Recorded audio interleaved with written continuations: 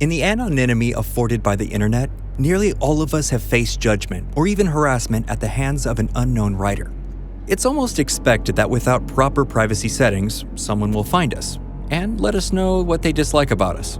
Just one generation ago, such interactions were rare. They involved letters, envelopes, and postal service, and a poison pen. Today, on Screen to Screen, join us as we take a hard look at the perplexing case and the strange breadcrumb trail of evidence found in the Circleville Letters. But before we do that, make sure you subscribe to The Graveyard Shift and let us know in the comments which true-life ghost stories you'd like for us to cover in the future. In 1976, Circleville was a quiet city with a small population of down-to-earth people. A perfect place to raise a family, the kind of town best known for its annual pumpkin show and reasonable cost of living. However, things were about to change for one resident, and it would begin with a letter. Mary Gillespie, an unassuming bus driver for the town's West Falls School District, would receive the first of several pieces of mail that would turn her life upside down. This short piece of correspondence had no return address and was written in block lettering, presumably to hide the identity of its writer. The correspondence leveled claims of Mary's infidelity. The writer claimed awareness of an illicit affair between Mrs. Gillespie and the superintendent of schools. While Mary would deny these claims, they would ultimately continue into much darker territory. The letter ominously informed Mary that the writer had been observing her house and knew she had children. Mary kept this letter to herself, along with the ones that would follow. The letters continued to insist that she come clean about her extramarital affair, one that Mary insists was not happening. The letters contained few clues, all bearing only the postmark of Columbus, Ohio, and little else to go on. When her husband Ron became the recipient of a letter, Mary had no choice but to open up to him about the harassment. Ron's letter took a menacing tone, threatening his life if he failed to stop her from continuing her affair. A short time later, more mail came from the unknown sender, now threatening to go to the media with the scandal, even as Mary continued to deny that there was anything going on. The couple continued to keep the letters secret, telling only select, trusted individuals about the bizarre and disturbing harassment they were suffering. During this time, they told Ron's sister, her husband Paul Frischauer, and Paul's sister. Mary seemed to have a few suspects in mind as to who would be sending these cryptic communiques.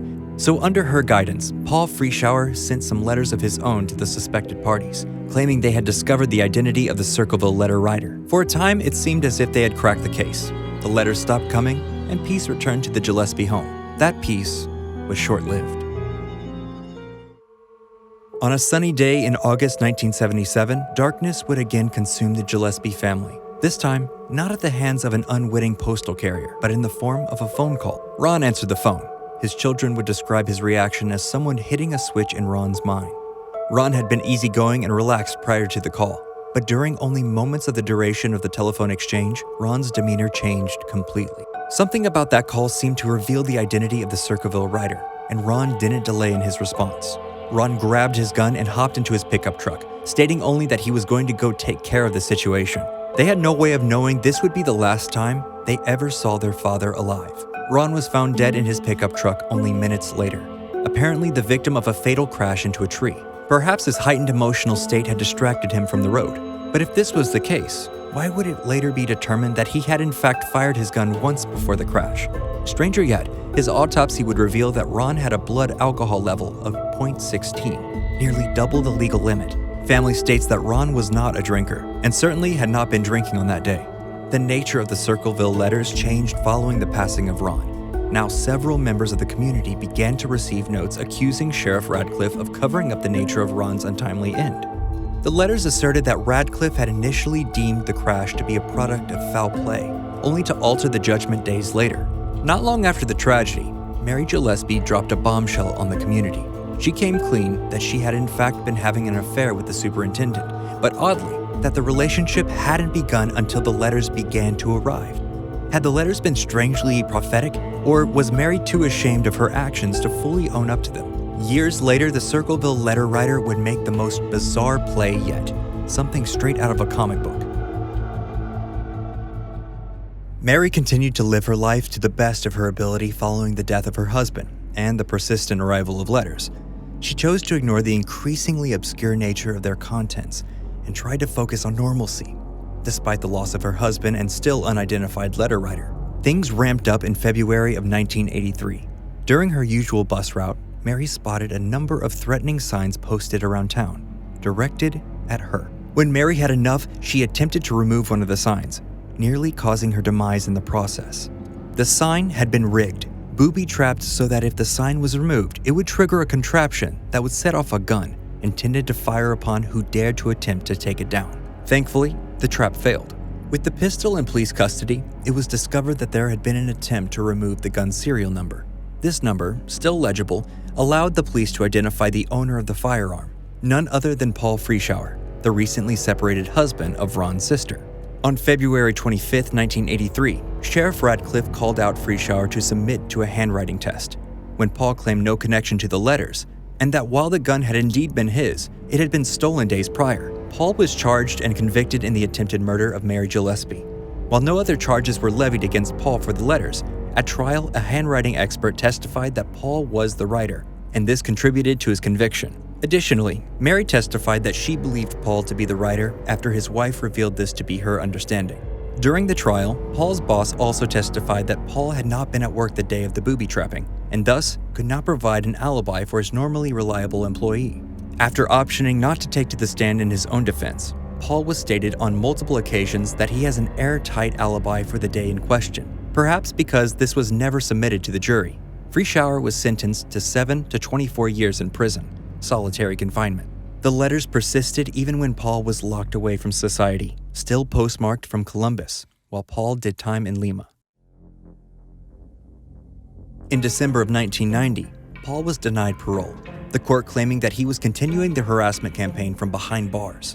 Paul would continue his incarceration for another 4 years before finally being paroled. Paul continues to profess his innocence to this day. Around the time of Frischauer's release from prison, Unsolved Mysteries aired an episode featuring the story of the Circleville Letters. Notably, Mary Gillespie and Sheriff Radcliffe declined to participate in the filming of the program. Perhaps Mary declined due to the desire to put the matter behind her, while Radcliffe may have had concerns about attention being drawn to an investigation that many see as flawed, and certainly as unsolved. Regardless of their reasons, the program did address elements of the story that were not public prior to its airing. Although not mentioned in the segment, Paul allegedly admitted to Sheriff Radcliffe that he had written between 40 and 50 of the Circleville Letters. While this cannot be verified, it does lead one to wonder if Radcliffe had an interest in putting the matter to bed, even if it meant pinning it on an individual that lacked a known alibi for the day of the attempted homicide. After the broadcast of the episode, Unsolved Mysteries received a letter from the Circleville letter writer. Even in 1994, someone was out there with the poison pen at the ready. After Paul Frischauer was returned to society, he maintained a blog in which he maintained his innocence and attempted to identify the true writer of the Circleville Letters without success. Paul passed in 2012, unable to identify who had caused such chaos in the small town. If Paul was the guilty party, as many maintain, he would have had help to ensure that the letters kept coming even during this time spent in lockdown. Many assert that Paul had nothing to do with the letters, but agree that there must have been multiple players in this deadly game.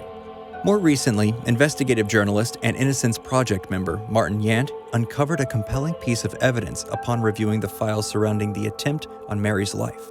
Mary Gillespie told the sheriff one of the other bus drivers told her that she had been driving the same road about 20 minutes before Mary Gillespie found the booby trap at exactly that site. And when she went to that very same intersection, there was a yellow El Camino parked there, reports Yant after digging deep into the now decades-old case. Martin continues on to highlight that the statement clearly refers to a man on the scene, obviously the person responsible for the car, and, quite possibly, the individual responsible for the deadly trap. The man in the statement doesn't resemble Paul Frischauer at all, and this piece of information, coupled with Paul's alibi that he chose not to share at trial, might be enough to clear the man's name. Unfortunately, during the initial investigation, there was no effort made to follow up this lead. In Martin's opinion, if they had, they would have found that another possible suspect in this case had a brother who had a yellow El Camino. Martin Yant, among others, suggests that there were at least 3 letter writers involved in the case, none of whom were Paul. One suspect would be the son of the superintendent with whom Mary had an affair. Another is said to be a co-worker who had become inappropriately infatuated with Mary. The third suspect would be Paul's ex-wife, Ron Gillespie's sister. It is suggested that the ex-wife's boyfriend was the man seen next to the El Camino, a car he was known to have at the time. Today, the police still maintain that Paul was the Circleville writer. With Paul no longer around to profess his innocence, this may be the way the story of the small town is remembered. Perhaps the community looks forward to the days when the annual pumpkin show reclaims its place as their claim to fame, and the poison pin that shook their suburban streets to its core is forgotten, or only spoken of in hushed tones by folks like us, those who can't look away from the darkness. So, what do you think? Was Paul Frischauer guilty? Is there a secret motive hidden in plain sight? What would you have done if you received these letters? Let us know in the comments below. Please be sure to like and subscribe to The Graveyard Shift. And, as always, check back next time to find out what else will make it from screen to screen.